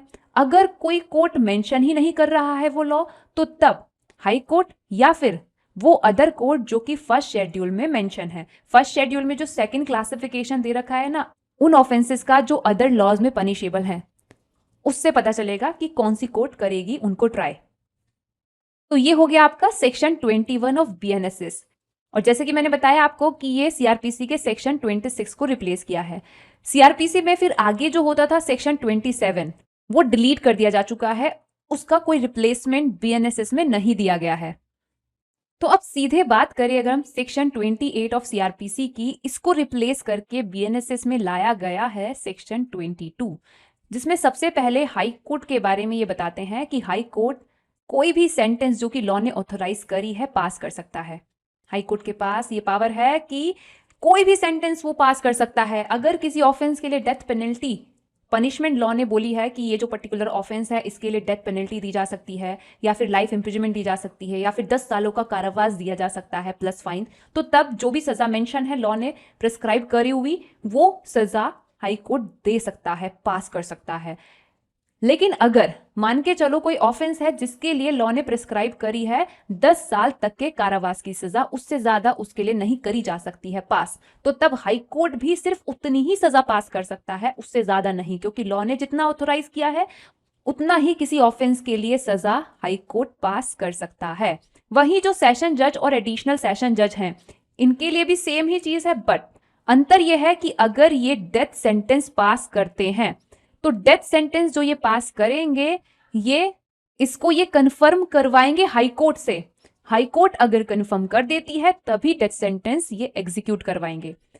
सेक्शन 23 बीएनएसएस में जो दिया गया है ये सीआरपीसी के सेक्शन 29 को रिप्लेस करके लाया गया है। इसमें सबसे पहले chief judicial magistrate and additional chief judicial magistrate के लिए बताया गया है कि ये पास कर सकते हैं कौन सी सेंटेंस, ऐसी सेंटेंस जो कि डेथ सेंटेंस नहीं है, इम्प्रिजमेंट फॉर लाइफ नहीं है और 7 साल से ज्यादा के कारावास की नहीं है। यानी कि ये पास फिर क्या कर सकते हैं, ये 7 साल तक के कारावास की सजा पास कर सकते हैं, उससे ज्यादा की नहीं। अब पूछ लें कि फाइन कितना लगा सकते हैं, तो फाइन की कोई लिमिट इनके लिए नहीं बताई हुई है यहाँ पे।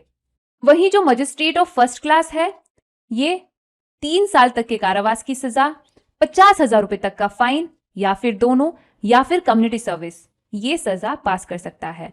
वही जो मजिस्ट्रेट ऑफ सेकंड क्लास है, वो 1 साल तक के कारावास की सजा, 10,000 रुपए तक का फाइन या फिर दोनों या फिर कम्युनिटी सर्विस वाली पनिशमेंट इन्फ्लिक्ट कर सकता है। एक्सप्लेनेशन जो दे रखा है सेक्शन 23 में, जो मैंने स्टार्टिंग में बीएनएसएस का प्रिंटिंग करने दिया था, तो वहां पर ये एक्सप्लेनेशन ना यानी कैसे कट हो गया। तो आप लोगों से रिक्वेस्ट है कि प्लीज इस चीज को आप ऐड कर लेना। स्टार्टिंग वाली जो बुक प्रिंट कराई थी ना मैंने, तो उसमें नहीं है। अब जो मैंने प्रिंटिंग के लिए दोबारा से भेजी है, तो उसमें मैंने ये चीज वापस से इंक्लूड करी है और ये बहुत इंपॉर्टेंट चीज है, इसलिए प्लीज इस गलती के लिए मेरे को क्षमा कर देना। मतलब पता नहीं कैसे ऐसे हो गया, बट गलती की है मैंने, तो इसके लिए आप लोगों से तहे दिल से मैं माफी मांगना चाहूंगी। बस आप इस चीज को ना ऐड कर लेना अपने नोट्स में। तो यहाँ पर सेक्शन 23 में एक्सप्लेनेशन में कम्युनिटी सर्विस क्या होती है ये बताया गया है। कम्युनिटी सर्विस का मतलब होता है ऐसा काम जो कि कोर्ट ऑर्डर कर सकती है, करवाया जाना किसी कन्विक्ट से पनिशमेंट के फॉर्म में, और ये ऐसा काम होता है जो कि कम्युनिटी को बेनिफिट देता है, जिसके बदले में जो कन्विक्ट है किसी रिम्यूनरेशन के लिए एंटाइटल नहीं होता है। लाइक किसी ऑर्फनेज में काम करने के लिए भेज दिया, सफाई के काम में लगवा दिया, पौधे लगवाने के लिए बोल दिया कि भाई तुम जाओ 100 पौधे लगाओ, इस तरह का वर्क करवा सकती है पनिशमेंट के फॉर्म में, और इसी को हम कहते हैं कम्युनिटी सर्विस। कम्युनिटी सर्विस को बहुत अच्छे से हमने बीएनएस में डिस्कस किया था, जब हमने बीएनएस में पनिशमेंट वाला चैप्टर डिस्कस किया था। तो इसी के साथ आपका सेक्शन 23 बीएनएसएस का होता है कंप्लीट। सेक्शन 24 बीएनएसएस का सीआरपीसी के सेक्शन 30 को रिप्लेस किया है और बताता है कि कोर्ट ऑफ मजिस्ट्रेट इंपोज कर सकती है imprisonment in default of fine.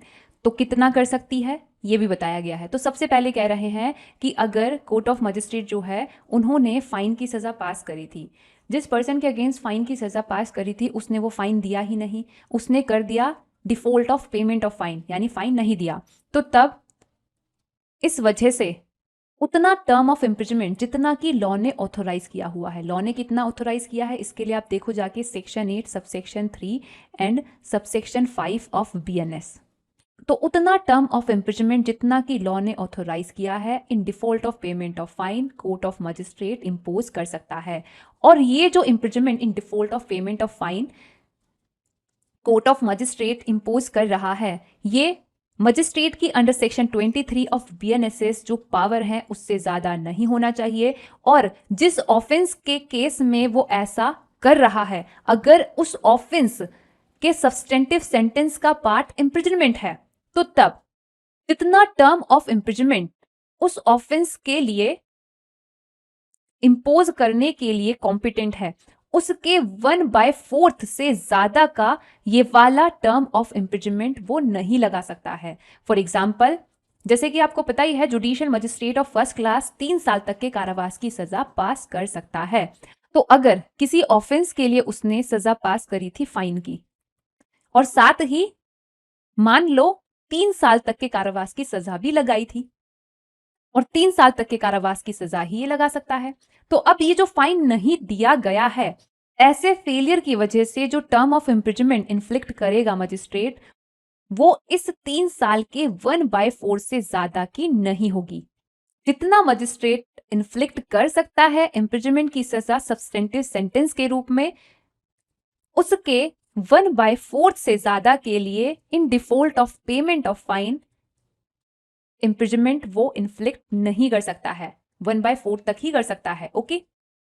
Subsection 2 ये कह रहा है कि जो इम्प्रिजनमेंट सेक्शन 24 ऑफ बीएनएसएस के तहत in default of payment of fine inflict की जा रही है, वो हो सकती है in addition to a substantive sentence of imprisonment और मैक्सिमम टर्म जो कि मजिस्ट्रेट अंडर सेक्शन 23 अवॉइड कर सकता है। यानी कि judicial magistrate of first class का हमने एग्जाम्पल लिया था, 3 साल तक की सजा वो पास कर सकता है। तो ये जो 3 साल तक की सजा मान के चलो ऑफेंस के लिए उसने लगा दी थी, इसके इन एडिशन हो सकती है इन default of payment of fine जो इंप्रिजमेंट लगाई गई है वो।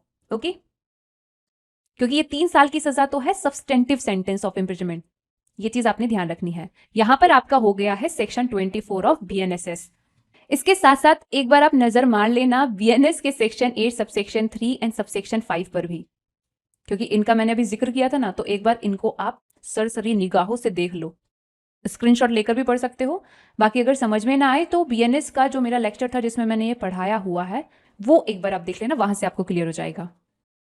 सेक्शन 25 ऑफ बीएनएसएस को पढ़ने से पहले आपको पता होना चाहिए consecutive sentence and concurrent sentence का मतलब क्या होता है। इन दोनों का मतलब समझना पड़ता है तब जब किसी पर्सन को कन्विक्ट किया गया हो मल्टीपल सेंटेंसेस के लिए। तो तब सवाल आता है कि जो मल्टीपल सेंटेंसेस लगाई गई हैं किसी कन्विक्टेड पर्सन के अगेंस्ट, वो उन मल्टीपल सेंटेंसेस को काटेगा कैसे। तो अगर ऑर्डर ये दिया जाता है कि पहली सेंटेंस जब खत्म होगी तब वो दूसरी काटेगा, दूसरी जब खत्म होगी तब तीसरी काटेगा, तीसरी जब खत्म होगी तब चौथी काटेगा, तो तब इस चीज को हम कहेंगे कि वो बन चुकी है कंसेक्यूटिव सेंटेंस। वहीं अगर ऐसा बोल दिया जाए कि सारी की सारी मर्ज करके एक साथ काट लेगा, तो तब वो बन जाती है कंकरेंट सेंटेंस। एग्जाम्पल के लिए आप मान के चलो, एक पर्सन को ऑफेंस ए के लिए 5 साल की सजा दी गई है, ऑफेंस बी के लिए 3 साल की सजा दी गई है। कंसेक्यूटिव सेंटेंस में तो क्या करेंगे, पहले वो 5 साल की सजा काटेगा, जब ये खत्म हो जाएगी फिर 3 साल की सजा काटेगा, यानी कि कुल मिला के वो 8 साल की सजा काटेगा।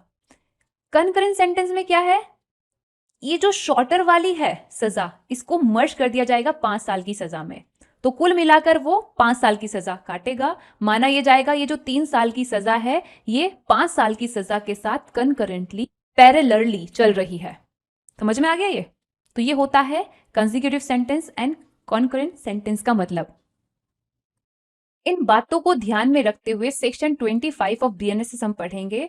ये सेक्शन सीआरपीसी के सेक्शन 31 को रिप्लेस करके लाया गया है और ये बात करता है sentence in cases of conviction of several offences at one trial की। यानी कि ये कहता है कि अगर किसी पर्सन को एक ही ट्रायल में 2 या 2 से ज्यादा ऑफेंसेस के लिए कन्विक्ट किया जाता है, तो तब सेक्शन 9 ऑफ बीएनएस में जो दे रखा है उसके अधीन रहते हुए कोर्ट क्या कर सकती है, उन सेवरल ऑफेंसेस के लिए जो प्रिस्क्राइब पनिशमेंट है, वो सेवरल पनिशमेंट जिनका सेंटेंस देने के लिए वो कोर्ट कॉम्पिटेंट है, वो सेंटेंस उन सभी सेवरल पनिशमेंट की उन ऑफेंसेस के लिए पास कर सकती है उस पर्सन के अगेंस्ट। और ऑफेंसेस की ग्रेविटी को कंसीडर करते हुए कोर्ट को क्या करना पड़ेगा, बताना पड़ेगा कि ये जो सेवरल पनिशमेंट्स हैं ये कन्विक्टेड पर्सन कंकरेंटली काटेगा या फिर कंसेक्यूटिवली काटेगा। वहीं अगर ये कोर्ट ऑर्डर करती है कि जो सेंटेंसेस हैं ये चलेंगी कंसेक्यूटिवली, तो तब अगर जो सेवरल पनिशमेंट लगाई हैं उनका अगर टोटल किया जाए तो वो अगर एक्सीड हो रहा है सिंगल ऑफेंस के लिए जो सेंटेंस ये कोर्ट पास करती है उस सेंटेंस से ज्यादा अगर हो रहा है, तो तब just because of this reason ये कोर्ट को जरूरी नहीं है कि वो केस रेफर कर दे हायर कोर्ट में। कोई दिक्कत नहीं है अगर टोटल सेंटेंस का जो है वो ज्यादा हो रहा है सिंगल ऑफेंस के लिए जो सेंटेंस ये कोर्ट इंपोज करती है, तो उससे कोई फर्क नहीं पड़ रहा है। बट जरूरी चीज ये है कि वो 20 साल से ज्यादा का नहीं होना चाहिए और सिंगल ऑफेंस के लिए जितनी सेंटेंस पास करने के लिए ये कोर्ट कॉम्पिटेंट है उसके दुगने से ज्यादा का वो नहीं होना चाहिए, जो ये सेवरल पनिशमेंट का टोटल है। सबसेक्शन 3 ये कह रहा है कि अपील के पर्पस के लिए एग्रीगेट ऑफ कंसेक्यूटिव सेंटेंस जो अंडर दिस सेक्शन पास किया गया है उसको कंसीडर किया जाएगा सिंगल सेंटेंस।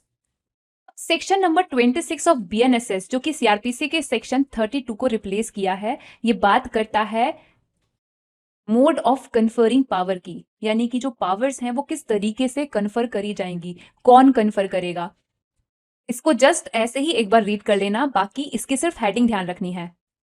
सेक्शन 27 बीएनएसएस का सीआरपीसी के सेक्शन 33 को रिप्लेस किया है और जैसे कि हमने देखा अभी सेक्शन नंबर 26 बात कर रहा है मोड ऑफ कन्फरिंग पावर की। तो जिनको पावर कन्फर करी गई है उनको क्या पावर है ये बता रखा है सेक्शन 27 ऑफ बीएनएसएस में, और उनसे पावर्स को वापस लिया जा रहा है सेक्शन 28 ऑफ बीएनएसएस में। सेक्शन 28 ऑफ बीएनएसएस सीआरपीसी के सेक्शन 34 को रिप्लेस करके लाया गया है।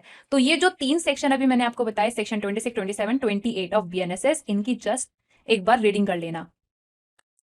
सेक्शन 29 ऑफ बीएनएसएस सीआरपीसी के सेक्शन 35 को रिप्लेस करके लाया गया है। और सबसे पहली बात ये कहता है कि बीएनएसएस में जो दे रखे हैं अदर प्रोविजंस, उनको ध्यान में रखते हुए चीज ये है कि जज और मजिस्ट्रेट जो पावर एंड ड्यूटी एक्सरसाइज कर सकते हैं, उनकी वो पावर एंड ड्यूटीज जो उनके सक्सेसर इन ऑफिस आएंगे वो भी एक्सरसाइज एंड परफॉर्म कर सकते हैं। वहीं अगर डाउट ये आ जाए कि कौन होगा successor in office of a जज, तो तब ये डाउट सेशन जज बाय रिटन ऑर्डर डिटरमिन करके देगा कि ये जो पर्टिकुलर जज है इसको माना जाएगा successor in office for the purpose of BNSS और एनी प्रोसीडिंग और ऑर्डर्स देयर अंडर। वहीं अगर क्वेश्चन ये आता है कि कौन होगा successor in office of any magistrate, तो ये क्वेश्चन डिटरमिन करेगा जुडिशियल मजिस्ट्रेट के मामले में chief judicial magistrate by written order, and executive magistrate के मामले में district magistrate by written order. तो बस इतना ही यहां पर आप ध्यान रखो। और सेक्शन नंबर 29 के साथ आपका चैप्टर नंबर 3 बीएनएसएस का होता है कंप्लीट। अगला चैप्टर है चैप्टर नंबर 4, जिसमें दे रखे हैं सेक्शन 30 से लेकर 34 तक के प्रोविजन।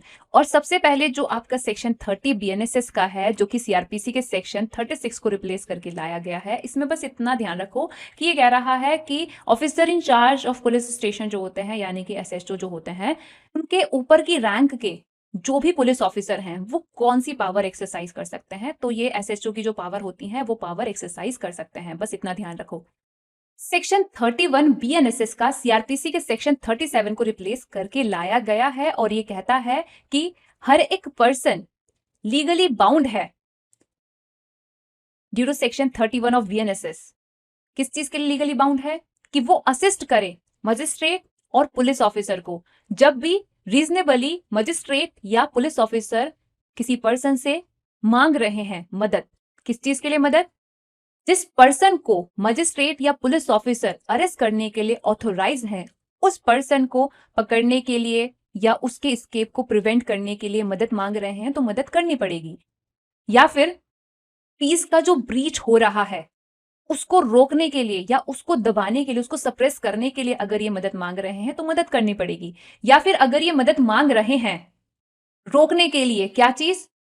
पब्लिक प्रॉपर्टी को इंजरी पहुंचाने का जो अटेम्प्ट किया जा रहा है, इस चीज को रोकने के लिए अगर ये मदद मांग रहे हैं तो तब मदद करनी पड़ेगी। इसलिए कहते हैं यहां पर पब्लिक को ड्यूटी दी गई है कि वो असिस्ट करे मजिस्ट्रेट एंड पुलिस को। किन चीजों के लिए? यहां पर जो चीजें मेंशन है। अगर इंटेंशनली मदद करने में फेल हो जाते हैं तो तब under section 222 clause B of BNS punishment के लिए लायबल होंगे। सेक्शन 32 बीएनएसएस का सीआरपीसी के सेक्शन 38 को रिप्लेस किया है। क्या कहता है? ये कहता है कि अगर पुलिस के अलावा किसी अदर व्यक्ति को वारंट के तहत डायरेक्ट किया गया है कि वो वारंट एग्जीक्यूट करे, जैसे कि आप देखोगे सेक्शन 74 सबसेक्शन 1 ऑफ बीएनएसएस में अगर पुलिस अवेलेबल नहीं होती है तो तब कोर्ट किसी भी प्राइवेट पर्सन को डायरेक्शन दे सकती है वारंट एग्जीक्यूट करने का। वहीं सेक्शन 75 सबसेक्शन 1 ऑफ बीएनएसएस में ये चीज है कि सीजीएम या फिर judicial magistrate of first class किसी भी प्राइवेट पर्सन को वारंट के तहत डायरेक्ट कर सकते हैं कि वो अरेस्ट करके लाए एस्केप्ड कन्विक्ट को या प्रोक्लेम्ड ऑफेंडर को या फिर नॉन बिलेबल ऑफेंस का जो एक्यूज है उसको। इस तरह से वारंट के तहत जिस भी पर्सन को डायरेक्शन दिया गया है जो कि पुलिस ऑफिसर नहीं है, उस पर्सन को, वो पर्सन जब वारंट एग्जीक्यूट कर रहा है उस दौरान बाकी जो अदर लोग हैं उनकी ड्यूटी बनती है कि वो उसकी मदद करें। वो भी सिर्फ तभी जब वारंट एग्जीक्यूट करने वाले के वो पास में है and at the time warrant execute करने वाला जो पर्सन है वो एक्टिवली वारंट को एग्जीक्यूट कर रहा है। तो यहां पर दिखाना पड़ेगा भाईचारा ऑन टॉप। किसी को अगर ड्यूटी दी गई है वारंट को एग्जीक्यूट करने की तो बाकियों की भी रिस्पॉन्सिबिलिटी बनती है कि वो उसकी मदद करें। कहां पर बन रही है रिस्पॉन्सिबिलिटी? सेक्शन 32 ऑफ बीएनएसएस में। सेक्शन 33 ऑफ बीएनएसएस सीआरपीसी के सेक्शन 39 को रिप्लेस करके लाया गया है और ये कहता है कि भारतीय न्याय संहिता यानी बीएनएस में जो ये सेक्शन में पनिशेबल ऑफेंसेस हैं, जिसमें वो एक्ट भी इंक्लूड है जो कि इंडिया के बाहर कमिट किया गया है, ऐसा जो कि अगर इंडिया में कमिट किया जाता तो तब वो यहां पर जो सेक्शन मेंशन है इनमें से किसी भी सेक्शन के तहत पनिशेबल ऑफेंस होता। तो इस बात को ध्यान में रखते हुए बात यह है कि बीएनएस में ये जो सेक्शन में पनिशेबल ऑफेंसेस हैं, इनमें से किसी भी ऑफेंस के कमीशन के बारे में अगर आपको पता है या फिर आप ये जानते हो कि कोई व्यक्ति है जो कि ऐसे ऑफेंस को कमिट करने की इंटेंशन रखता है, तो तब आपकी ये ड्यूटी बनती है कि आप इमीडिएटली इस बारे में इंफॉर्मेशन किसको दें? नियरेस्ट मजिस्ट्रेट को या फिर पुलिस ऑफिसर को। इतनी सी बात सेक्शन 33 करता है। सेक्शन 34 ऑफ बीएनएसएस सीआरपीसी के सेक्शन 40 को रिप्लेस करके लाया गया है। इसकी हेडिंग देख लो। हेडिंग कह रही है duty of officers employed in connection with affairs of village to make certain report. तो जिन ऑफिसर्स की यहां पर ड्यूटी दे रखी है वो ऑफिसर्स हो कौन सकते हैं? वो हो सकते हैं मेंबर ऑफ पंचायत, हेडमैन और हर एक ऑफिसर और पर्सन जो कि अपॉइंट किया गया है to perform any function related to village administration, like जैसे कि ग्राम विकास अधिकारी वगैरह होते हैं वो भी। तो सबसे पहले सबसेक्शन 1 में ये रहे हैं कि हर एक ऑफिसर जो कि विलेज के अफेयर के कनेक्शन में एम्प्लॉय किया गया है और हर एक विलेज का रेजिडेंट ड्यूटी बाउंड है। किस चीज के लिए ड्यूटी बाउंड है? कि क्या करे वो? यहां पर जो मेंशन चीजें हैं उनके बारे में अगर वो इंफॉर्मेशन रखता है कोई, तो तब उस इंफॉर्मेशन को तुरंत वो कम्युनिकेट करे टू द नियरेस्ट मजिस्ट्रेट और officer in charge of nearest police station इनको। तो किस बारे में इंफॉर्मेशन जो है जो कि साझा करनी पड़ेगी, तुरंत बतानी पड़ेगी नियरेस्ट मजिस्ट्रेट को या फिर officer in charge of nearest officer in charge या फिर officer in charge of nearest police station को। एक बार आप ये जो clause A B C D E F in clauses में दे रखा है, आप इनको जस्ट एक बार रीड करना। सबसेक्शन 2 में जो क्लोज सेकंड में दे रखी है ना प्रोक्लेम्ड ऑफेंडर की डेफिनेशन, जिसको अमेंड करके यहां पर इन्होंने डाला है, इसको आपने ध्यान रखना है। यहां पे सबसे पहले ये कह रहे हैं कि इंडिया की वो टेरिटरी जिस पर बीएनएसएस के प्रोविजन नहीं लगते हैं, उस टेरिटरी की अगर किसी कोर्ट ने या अथॉरिटी ने किसी पर्सन को प्रोक्लेम्ड ऑफेंडर घोषित किया है तो उसको यहां पर भी हम प्रोक्लेम्ड ऑफेंडर मानेंगे। इसके अलावा जिस टेरिटरी में बीएनएसएस लगता है वहां पर किसी ऐसे पर्सन को प्रोक्लेम्ड ऑफेंडर घोषित किया जा सकता है जिसने किया हो ऐसा एक्ट जो कि बीएनएस में पनिशेबल है डेथ सेंटेंस से या फिर इम्प्रिजमेंट फॉर लाइफ से या फिर उतने इम्प्रिजमेंट के लिए जो कि 10 साल या 10 साल से ज्यादा का हो सकता है। तो ध्यान रखना कि प्रोक्लेम्ड ऑफेंडर घोषित किया जा सकता है किसी ऐसे पर्सन को जिसने किया हो कम से कम 10 साल तक के इम्प्रिजमेंट के लिए पनिशेबल ऑफेंस। लास्टली आपने ध्यान रखना है सेक्शन 33 या फिर 34 ऑफ बीएनएसएस में जो भी इंफॉर्मेशन देने की ड्यूटी बनती है, अगर उस ड्यूटी का किया जाता है डिसओबीडियंस, तो तब बीएनएस के सेक्शन 239 या फिर सेक्शन 211 क्लोज बी में लायबिलिटी बन सकती है पनिशमेंट की। और इसी के साथ आपका चैप्टर नंबर 4 भी होता है कंप्लीट। तो आज की वीडियो में हमने chapter number 2, chapter number 3 and chapter number 4 ये तीनों चैप्टर अच्छे से निपटा लिए हैं बीएनएसएस के। नेक्स्ट वीडियो में हम बीएनएसएस का चैप्टर नंबर 5 डिस्कस करेंगे। आप लोगों से मेरी एक गुजारिश है, जो भी नोट्स आप मेरे से परचेज करते हैं आप प्लीज उसमें अगर कोई गलती पाते हो तो मुझे बताया करो ताकि मैं उसको इंप्रूव कर सकूं। वहीं अगर कोई गलती मुझे नजर आती है तो मैं वीडियो लेक्चर में आप लोगों से रेक्टिफाई भी करवाती जाती हूं। तो साथ साथ में वो रेक्टिफाई भी करते चला करो। अगर आपको कोई मिस्टेक मिलती है तो वो मुझे बता दिया करो ताकि मैं उस चीज को सही कर सकूं। कोशिश मेरी यही रहती है कि मैं जितना ज्यादा हो सके सब चीजों को अच्छे से रेक्टिफाई करके आपको प्रोवाइड कर सकूं, लेकिन फिर भी बाई चांस कभी कभी कुछ ना कुछ हो ही जाता है। और मुझे अच्छा लगता है कि अगर मेरी गलतियों को कोई बताता है कि मैम आपने ये चीज गलत कर दी है, बताया करो, जितनी गलती हो सके उतनी निकाला करो। ऑलराइट। सो गाइस, आज के लिए बस इतना ही रखते हैं। अगर आपको ये वीडियो अच्छा लगा है तो लाइक करना और चैनल को सब्सक्राइब करना। और जैसे आप रील शेयर करते रहते हो ना अपने दोस्तों को, उनके बजाय ये काम की वीडियो भी शेयर कर लिया करो, ताकि वो भी पढ़ ले, उनका भी कुछ भला हो जाए। और हाँ, अगर आपको मेरे किसी भी सब्जेक्ट के नोट्स चाहिए, उनको बाय करने के लिए आप मुझे कांटेक्ट कर सकते हैं मेरे व्हाट्सएप नंबर पर, जो कि आपको स्क्रीन पर दिख रहा है। और मेरा टेलीग्राम चैनल है स्टडी गो विद जीनत के नाम से, उसको भी ज्वाइन कर लेना। वहां पर मैं काफी सारी चीजों की अपडेट आप लोगों को प्रोवाइड करती रहती हूँ। So thank you for watching my video. मिलते हैं नेक्स्ट वीडियो में, तब तक के लिए टाटा एंड गुड बाय।